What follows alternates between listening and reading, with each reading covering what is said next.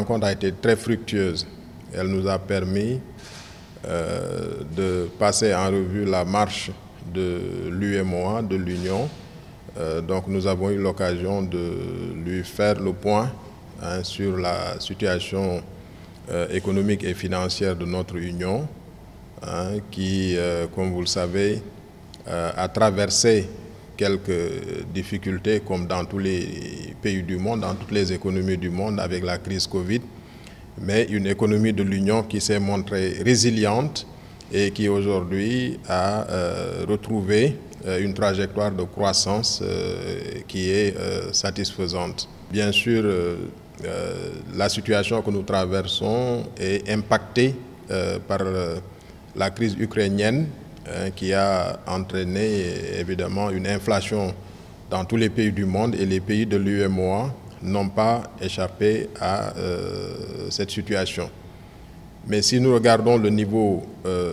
d'inflation dans notre Union, nous sommes à 6% de taux d'inflation dans notre Union, ce qui est un taux,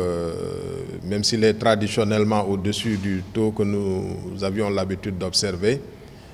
qui reste un taux en deçà de ce que nous observons dans les autres pays du monde, dans les autres pays de la sous-région. Et nous avons noté les efforts faits par tous les États de l'Union, y compris le Burkina Faso, pour soutenir les populations. Les États, les chefs d'État se sont mobilisés, ont dégagé des ressources pour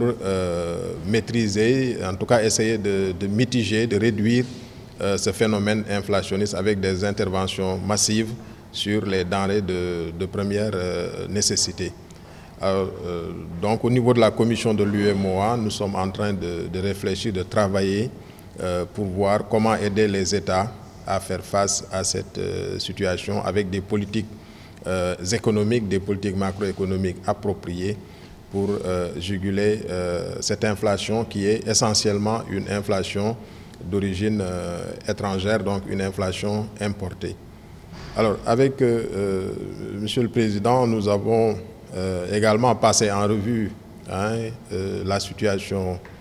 sécuritaire au niveau de la sous-région. Donc nous avons partagé des appréciations liées à cette situation et salué les efforts qui sont déployés par le gouvernement pour lutter contre le phénomène terroriste avec toutes ces conséquences que nous vivons presque régulièrement. Mais nous avons noté aussi avec beaucoup de satisfaction les résultats tangibles qui ont été obtenus dans le cadre de la lutte contre ce terrorisme-là. Et nous marquons et nous avons renouvelé à Monsieur le Président toute notre solidarité au gouvernement, à lui-même, au gouvernement et au peuple du Burkina face à cette situation qui impacte le pays, impacte également la marche de l'Union. Donc c'est une situation sur laquelle en tout cas nous avons eu à discuter, et il nous a également fait part des efforts qui sont déployés par le gouvernement. Cette audience a également été l'occasion pour nous de partager avec lui les activités spécifiques que nous menons au profit du Burkina. Comme vous le savez, au niveau de tous les États de l'Union, nous avons des projets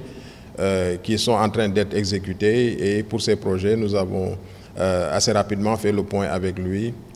pour lui indiquer ce que l'Union économique et monétaire ouest-africaine est en train de déployer au niveau du Burkina Faso, qui est un pays, en tout cas en matière de gestion, qui est un pays modèle pour nous dans le domaine que nous gérons, le domaine de l'économie et de la monnaie. Le Burkina assure une bonne transposition de nos textes communautaires, de nos réformes et de l'exécution de nos projets. Donc nous avons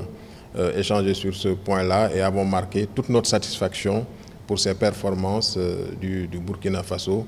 dans le cadre de la marche de notre Union.